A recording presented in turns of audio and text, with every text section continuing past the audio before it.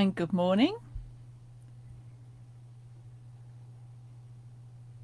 Just waiting for my little wheel to go round so that I know we're ready. Here we are. I think we're all good to go. Good morning. Today I'm going to be talking about setting out your manuscript.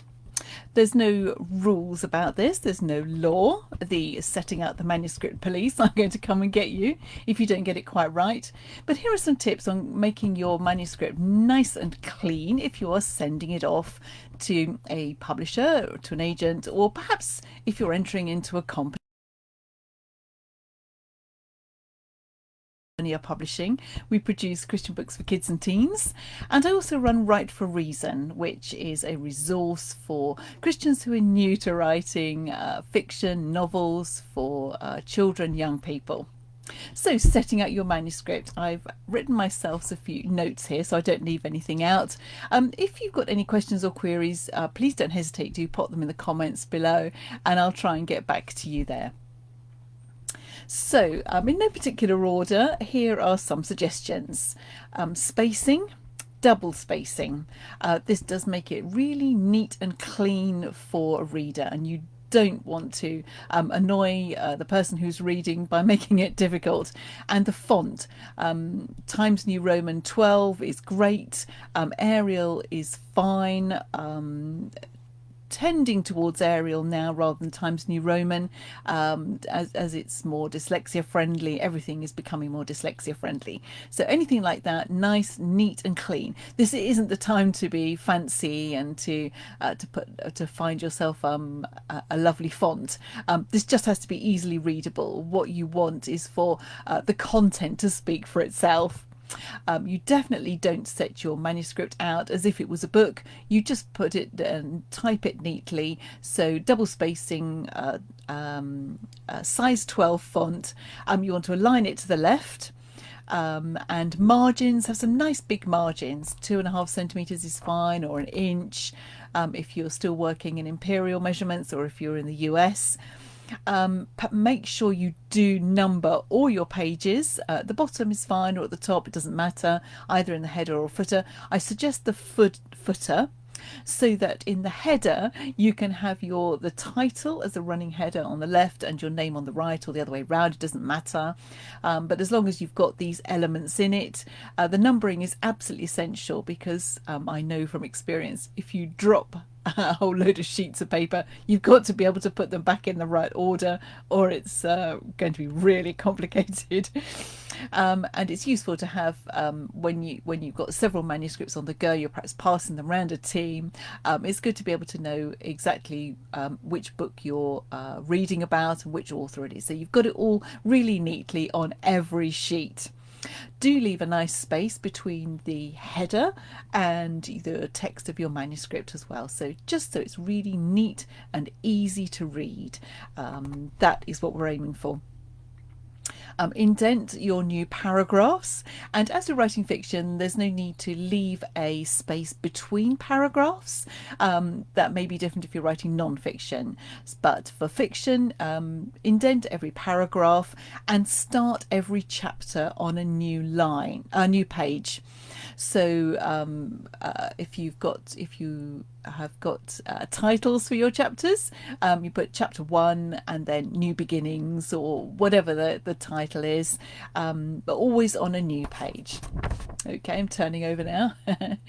On the last page, on the very final page, when you've put in all your submission, you write ends, ENDS, just a few lines under your last sentence, your last line, just so that whoever is reading knows that this is the end of your submission.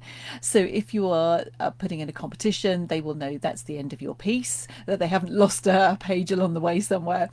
And also, if you are sending in whatever you're sending in, it's just useful to know that you've got to the end. If you're sending in your first 3 chapters, the person reading, the editor, the commissioning editor, will then know that this is the end of your 3 chapters. So that's a useful little tip.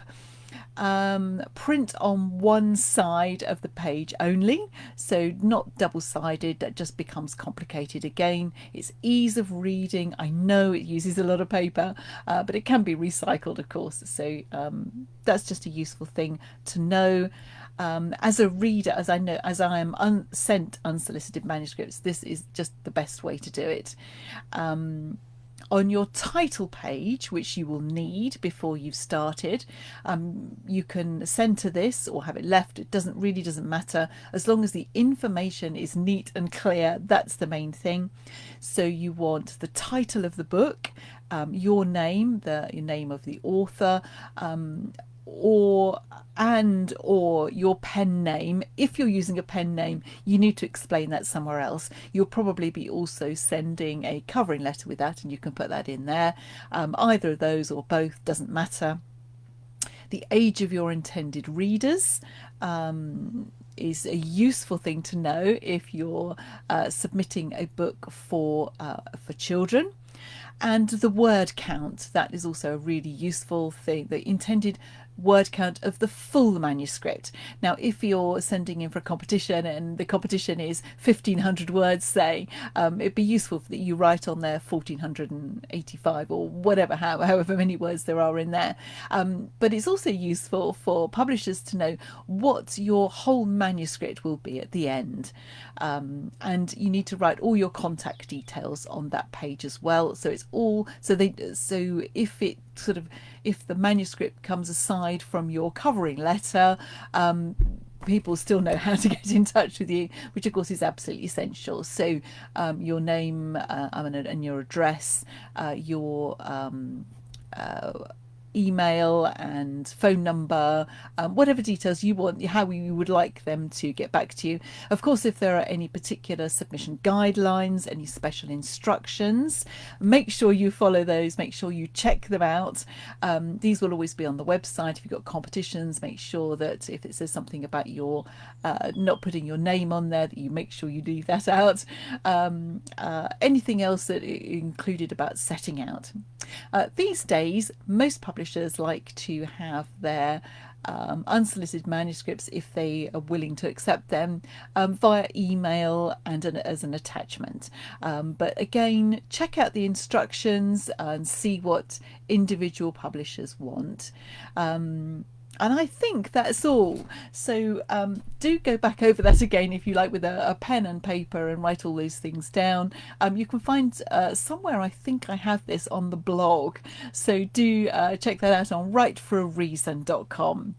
There are also some little courses that you can do, some mini courses, an absolutely free course called Gripping Beginnings. If you'd like to go and do that, you'd be very welcome to do so.